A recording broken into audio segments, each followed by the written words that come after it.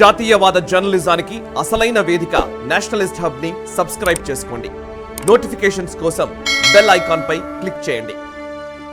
నమస్తే, welcome to Nationalist hub. Ebrahim Raisi helicopter ప్రమాదంలో మరణించినప్పటి నుంచి ఈ పరిణామం భారత్పై ఏమైనా ప్రభావం చూపుతోందా అనే ప్రశ్నలు తాజాగా తలెత్తుతున్నాయి. ముఖ్యంగా భారత వాణిజ్యంలో ఇరాన్ది ప్రముఖ పాత్ర. చాబహార్ పోర్టు నుంచి international north south transport corridor INSTC వరకు భారత వాణిజ్యంలో ఇరాన్ ప్రముఖ పాత్ర పోషిస్తోంది. అయితే ప్రస్తుతం ఇబ్రహీం రైసీ మరణం భారత్పై ఎంత మేర ప్రభావం చూపే అవకాశం ఉందనేది ఇప్పుడు తెలుసుకుందాం.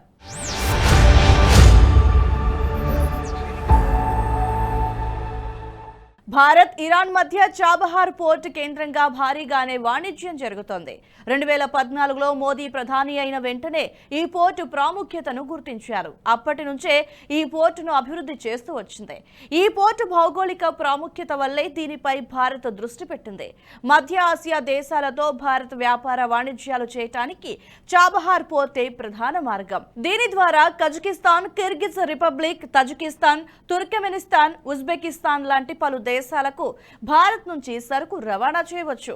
ఆఫ్ఘనిస్తాన్ కు భారత్ అందించే ఆహార ధాన్యాలను కూడా ఈ చాబహార్ పోర్టు మార్గంలోనే పంపిస్తున్నారు. అందుకే వ్యూహాత్మకంగాను అత్యంత కీలకమైన ఈ ఓడరేవులో 10 ఏళ్ల పాటు టెర్మినల్ నిర్వహణ కోసం భారత్, ఇరాన్ కొద్ది రోజుల క్రితమే మరో ఒప్పందం కుదుర్చుకున్నాయి.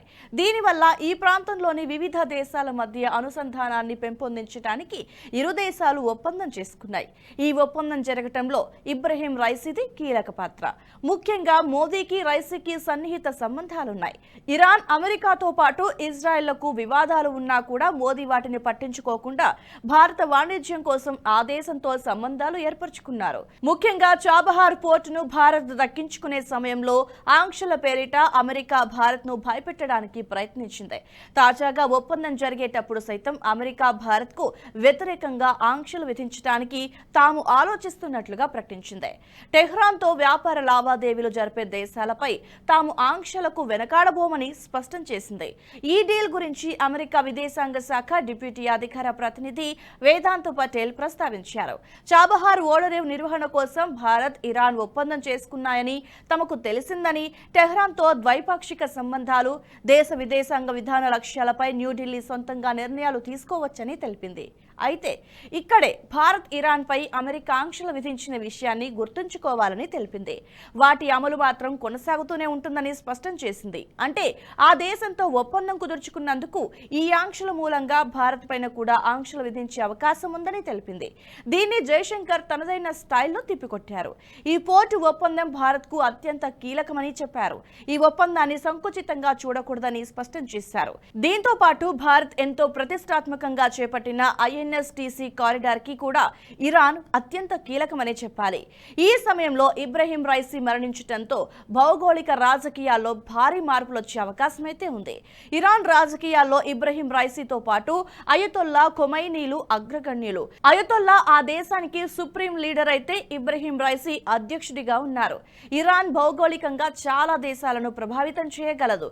మధ్యప్రాచ్య దేశాల్లో సిరియా, యెమెన్, ఇరాక్, లెబనాన్లలో ఇరాక్ ప్రభావం చాలా ఎక్కువగా ఉంటుంది. ఈ దేశాల్లో చాలా వరకు ఇరాన్ ప్రభావమే ఎక్కువ. అంతేకాకుండా అక్కడ ఉన్న ఉగ్రవాద గ్రూపులకు కూడా ఇరాన్ మద్దతు ఉంటుంది. హెజ్బొల్లా, హమాస్, హౌతీలతో పాటు సిరియా కేంద్రంగా ఉన్న ఐసిస్ కి కూడా ఇరాన్ పరోక్ష మద్దతు ఉంటుంది. ప్రస్తుతం రెడ్ సీ సంక్షోభంతో పాటు ఇజ్రాయెల్, గాజా వార్లో ఈ ఉగ్రవాద సంస్థలు కీలకంగా ఉన్నాయి. దీంతో ఇరాన్లో అధికార మార్పిడి కోసం అమెరికా, రష్యా, చైనాలు చాలా తీవ్రంగా ప్రయత్నించే అవకాశం ఉంది.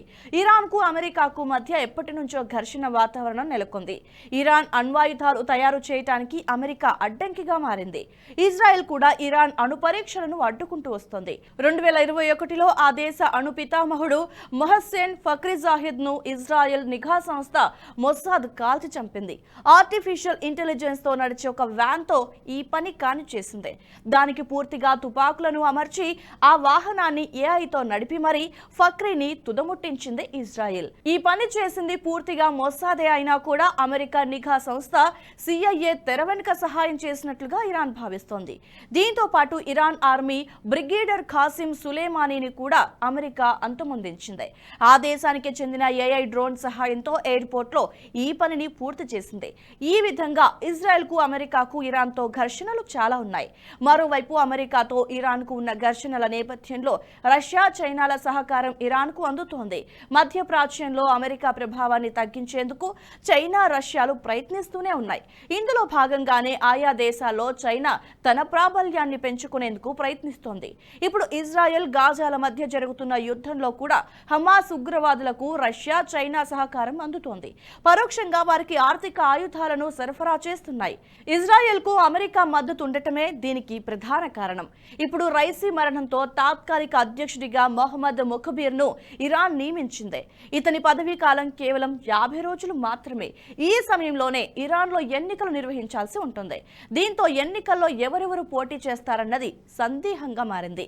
ఈ ఎన్నికల్లో అమెరికా ఓవైపు, రష్యా, చైనాలు మరోవైపు జోక్యం చేసుకునే అవకాశం కూడా లేకపోలేదు. ఎందుకంటే రైసీ వంటి బలమైన నేత మరణం ఒకవైపు, ప్రస్తుతం ఇరాన్ సుప్రీం లీడర్గా ఉన్న ఖొమైనీకి వయసు పైపడటం మరోవైపు ఆ దేశాన్ని వేధిస్తోంది. ఇద్దరు అగ్రనాయకుల ప్రభావం తగ్గిపోతుండటం ఆ దేశాన్ని కలవరపెడుతోంది. దీంతో ఇరాన్లో రాజకీయ శూన్యత ఏర్పడుతోంది. ఇదే సమయంలో ఇరాన్లో అధ్యక్ష ఎన్నికలు జరుగుతున్న వేళ ఈ శూన్యతను తమకు అనుకూలంగా మార్చుకోవటానికి అమెరికా ఓవైపు, రష్యా, చైనాలు మరోవైపు ప్రయత్నాలు చేస్తూనే ఉన్నాయి. అధికార మార్పిడిలో అమెరికా పెట్టింది పేరు. ఒక దేశంలో రాజకీయ అస్థిరతను తమకు అనుకూలంగా మార్చుకోవటంలో ఆ దేశం దిట్ట. దీనికోసం అగ్రరాజ్యం ఎటువంటి వ్యూహాలనైనా పన్నుతుంది. అందుకే ఈ ఎన్నికల్లోనూ అమెరికా జోక్యం చేసుకునే అవకాశం ఉందంటారు విశ్లేషకులు. ప్రస్తుత భౌగోళిక రాజకీయాల నేపథ్యంలో ఇరాన్లో చైనా ప్రాబల్యం ఎక్కువైతే భారత్కు అది అడ్డంకిగా మారే అవకాశమూ లేకపోలేదు. భారత్ ఎంతో ప్రతిష్టాత్మకంగా చేపట్టిన INSTC కారిడార్పై దీని ప్రభావం పడే అవకాశం ఉంది. చైనా, పాకిస్తాన్ గుండా నిర్మిస్తున్న బెల్ట్ అండ్ రోడ్ ఇనిషియేటివ్ కు ప్రత్యామ్నాయంగా ఈ INSTC కారిడార్ ని భారత్ నిర్మిస్తోంది. ఈ సమయంలో చైనా ప్రాబల్యం ఇరాన్లో ఎక్కువైతే ఈ ప్రాజెక్టును భారత్ ఇక వదులుకోవాల్సిందే. ఈ ప్రాజెక్టు ముఖ్య కేంద్రం చాబహార్ పోర్టే కావడంతో ఆ పోర్టును భారత్కు కాకుండా చేసేందుకు చైనా ప్రయత్నిస్తోంది. ఇదే గనక జరిగితే ప్రాజెక్ట్ ఇక ముందుకు వెళ్లటం అసాధ్యం. అందుకే రైసీ మరణం భారత వాణిజ్యంపై తీవ్రంగా ప్రభావం చూపే అంశమే. భవిష్యత్తులో ఆ దేశంలో ఎన్నికయ్యే అధ్యక్షుడు రైసీలా భారత్తో సన్నిహితంగా మెలుగుతారా లేదా అనే దానిపైనే భారత్ వాణిజ్యం ఆధారపడి ఉంది.